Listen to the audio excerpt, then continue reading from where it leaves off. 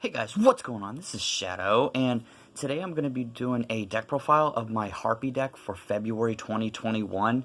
Now, I wasn't originally going to do this deck profile because I last did it a couple months ago, but since I did an upload of my test hands and combo video, I decided that I would just go ahead and show you what's in the deck and that what kind of things that you can play. In here, this is me personally, this is optional. You can play whatever you want in your Harpie deck. I'm just giving you kind of like a guideline and a basis for it because there's so many different things that you can do with a Harpie deck. You can combine them with a lot of different strategies and everything. And like I said in my last video, this is not a Harpie Tri-Brigade deck. This is just going to be a pure Harpie. This is a pure Harpie deck. So if you're wanting more of a Tri-Brigade build, there's like 1,001 videos on YouTube right now for it. You can easily go and find them. But for now, we're just going to go and we're going to do the original Harpie deck, a pure Harpie deck profile. So without any further ado, let's go ahead and get started. And before we do that, please make sure you like, comment, and subscribe to this channel. And please click that notification bell so that way you're notified of all my unboxings, my deck profiles, and my testing and combo videos. And make sure that you post a comment in the section below. You know I always love reading them, and I'm always going to try to get back to them as quick as I can. Alright, without any further ado, let's go ahead and get started. Alright, so this is going to start out with 3 Harpie ladies. One, you can have the original Harpie lady or Cyber Harpie. This is just personal preference because I like the extra 300 attack for the wind monster attribute. But you can totally play whatever you want. This is the main purpose of the main focus of the deck.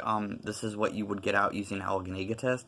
So you always want to run 3 in this deck because it is one of the most important cards in this deck, in my opinion.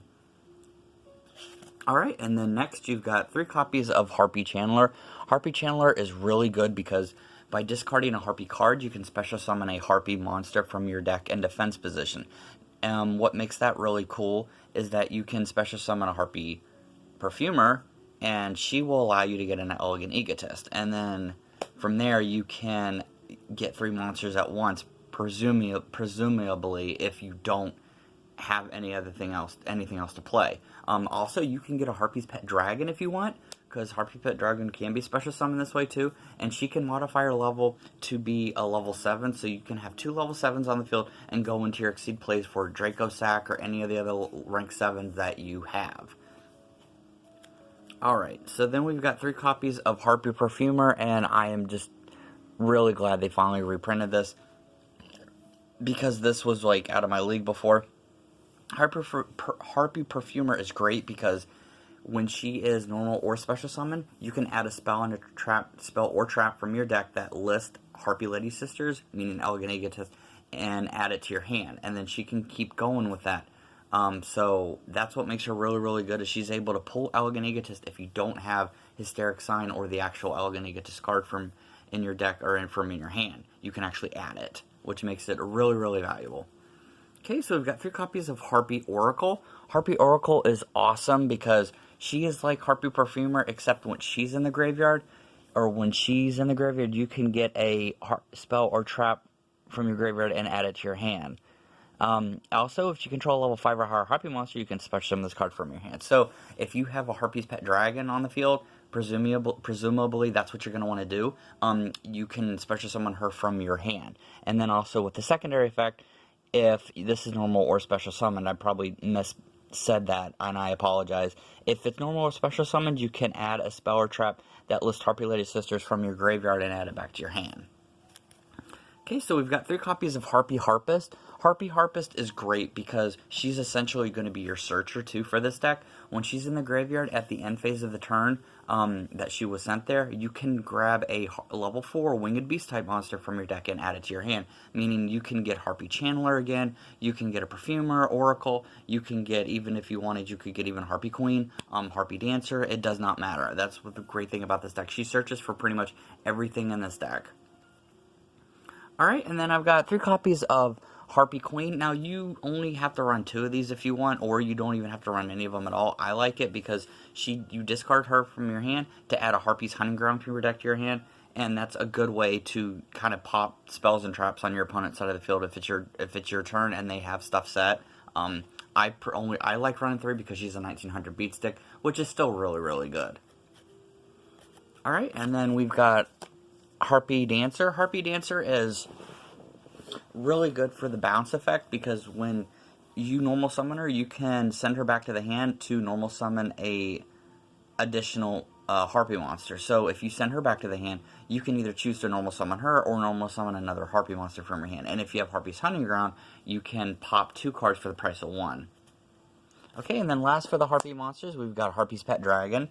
I'm really happy that they actually make it now that you can have Harpie's Pet Dragon in the deck, because before there was never really any reason for you to put Harpie's Pet Dragon in the deck except for like flavor reasons, if you wanted to continue with that whole like My Valentine theme. So I'm really excited and glad that they actually added that, because it makes it more fun and playable, and you can do a lot of combos with Harpie's Pet Dragon with Harpie Channeler. Okay, so for the non-Harpie cards, we've got the Apex Avian and the Thunderbird. This, you guys know by now, this is for the Infinite Loop. And then you've got the Barrier Statue of the Stormwinds. This is to kind of lock your opponent out from using anything but wind monsters. Alright, that's going to be it for the spells and the traps, guys. Or not spells and traps, monsters. Let's move on to the spells and the traps. Alright, so we've got 3 copies of Elegant Egotist. This is the main card in the deck that you're going to want to have. This is what special summons Harpie Lady from your deck, hand, or graveyard. Or from your hand or deck, I apologize. This searches from the hand or deck. This is the main reason why you play it. If you want to run only 2, you can only run 2. That's completely cool. That's by you. I like running 3 because I like to be able to have the max of, max resources of it, be able to actually use it. And then you've got 3 copies of Hysteric Sign. Now, Hysteric Sign is such an awesome card. When it came out, and it still is, you can search your deck for a Elegant Egotist and add to your hand when this card is activated. And then if it's not the same turn, if it's like your opponent's turn or your next turn, and this card gets destroyed and sent to the graveyard, you can add up to 3 Harpie cards from your deck to your hand. Now, that is amazing because it allows you to keep getting resources, keep getting Harpie cards into your hand from the deck, and it makes it to where you can keep going into your plays, and you're always going to have stuff, you're always going to have resources, you're always going to have what you need when you play it, and it's such a really, really good card. 2 copies of Alluring Mirror Split. This is really a fun card because if they destroy a Harpie or Harpie Lady's sister is destroyed by battle, I can special summon a Harpie monster with a different name from my deck. And then when this card is destroyed, I can, Harpie card's effect, I can control, I target 1 Harpie monster on my graveyard and special summon it. So basically, if I use Harpie's Hunting Ground on this card, you can special summon a Harpie monster from your deck when you destroy it. And also, on top of that, if a Harpie monster gets destroyed by battle and sent to the graveyard, you can special summon a Harpie monster from your deck with a different name. So it's continuously, you're able to keep getting the resources and extending your plays, and that's what makes this a really, really good card to play. Then, I only run 2. You can run 3 if you want. 2 Harpie's Hunting Ground. This is what you're going to use to pop spells and traps, because every single time a Harpie is normal special summon, you can destroy 1 spell or trap on the field. Now, what makes this is kind of like a gamble card, because if you have nothing else to play and say you don't have Alluring Mirror Split or you don't have Hysteric Sign, this will destroy your stuff, and if you don't have any other spell and trap on the field and you special summon a normal summon a Harpie monster, this will get destroyed. So just keep that in mind. That's why I only run 2, because in my opinion it's good, but it can cost you games if you end up pulling it, and there may be a time where you draw it and you don't need it. Okay, we've got 1 copy of the Harpie's Feather Duster, because this is a Harpie deck. Gotta have the Harpie's Feather Duster for it. And that's why I just think it's funny, because they actually have Harpie's Feather Duster is legal now. And then you have Raigeki, last card for the spells. This is to destroy all monsters on your opponent's side of the field. So it's a good way to wipe their field, wipe their board, so that way you can set up for your plays later on. And now we're going to move on to the traps. The single best trap in this deck, Harpie's Feather Storm. Now, what makes this card really good is you activate it, and on your opponent's turn, they cannot activate any monster's effects. So that completely locks them out of activating effects. And what makes it even worse is that if you have a Harpie monster, you can activate this from your hand. Also, you can add a Harpie's Feather Duster from your deck to your hand if this is destroyed in your opponent's spell and trap zone. So if this gets destroyed and you have it set, and you get destroyed by Harpie's Hunting Ground, you can add a Harpie's Feather Duster, which is kind of really cool. But mainly, you're going to want to use it for the negate effect on your opponent's monster to make it to where they can't do anything. And then last but not least, just 2 copies of Hysteric Party. Hysteric Party is a really fun card because you discard a card, and you can special summon as many Harpie Lady monsters from your graveyard as you want. Now, what makes this really cool is with Hunting Ground only will recognize that you're special summoning. If you have 4, it only recognizes that you special summon 1 Harpie monster. So if you've got 4 in the graveyard, you special summon all of them on the field, it's only going to activate for the 1 time. Meaning you can get the 1 destroy card, and then you can also get all 4 monsters on the field. Alright guys, that's going to be it for the spells and traps. Let's move on to the extra deck. Now, I've got some choices in here. Don't have to run it if you don't want to, but it's just stuff that I have and I really, really like, and I think that goes with the deck. So, first is going to be the Cyber Slash Harpie Lady. You can run 2 if you want. Cyber Slash is really cool because it can make one of your Harpie monsters a tuner, so it's a level 8. And it has a quick effect that when you can target a monster your opponent controls or a Harpie monster you control, return to the hand if a spell trap or effect is activated, except during the damage step. So it can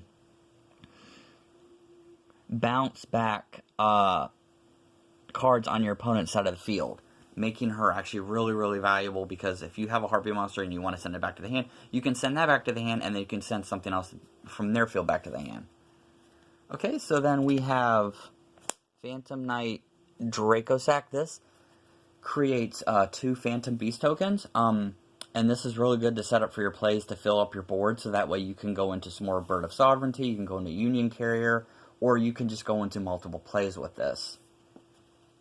Then you've got Red Eyes Flare Metal Dragon. Flare Metal Dragon makes it to where any single time your opponent does anything on their turn, if they so much as breathe, they lose 500 points of damage.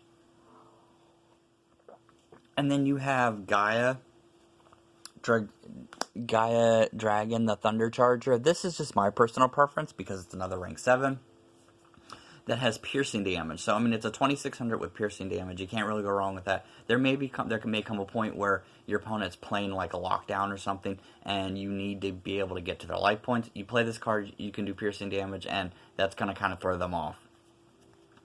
Alright, so then I've got 2 copies of Harpie's Pet Phantasmal Dragon. One of the best extra deck cards in this deck.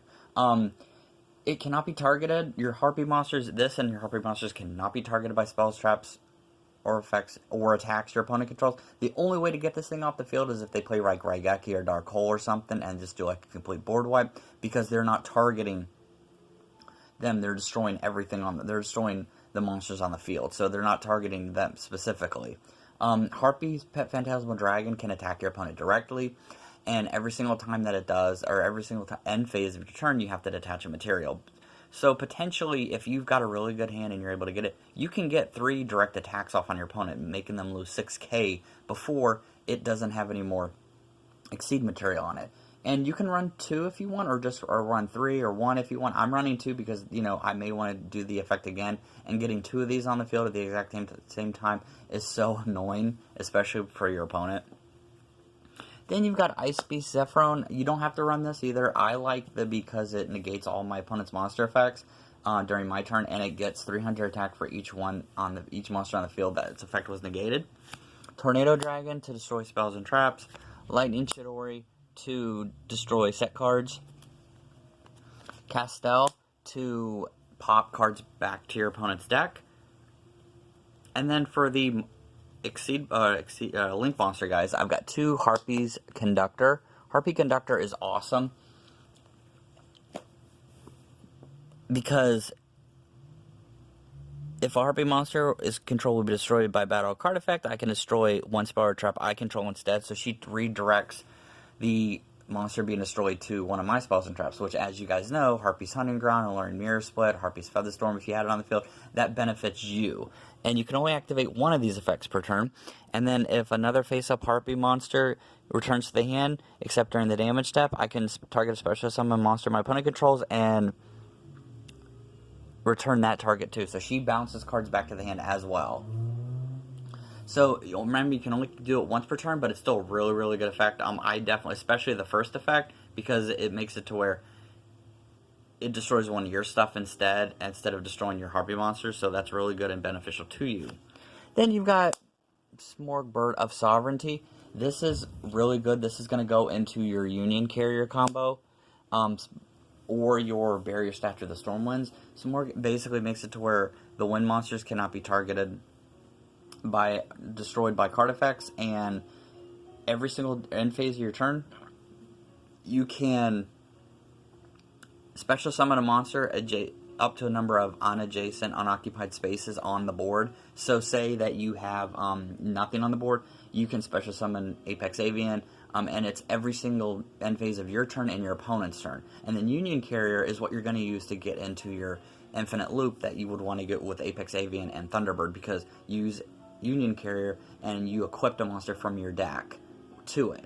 And then at the end phase of your turn, you would play Apex Avian, and then from there, that way you've got the board set up. And then last but not least, I've got Greatfly. Greatfly is just in here because it's really, I like it, it's fun. The fact that your wind monsters, because it's a pure wind deck, gains 500 attack and defense.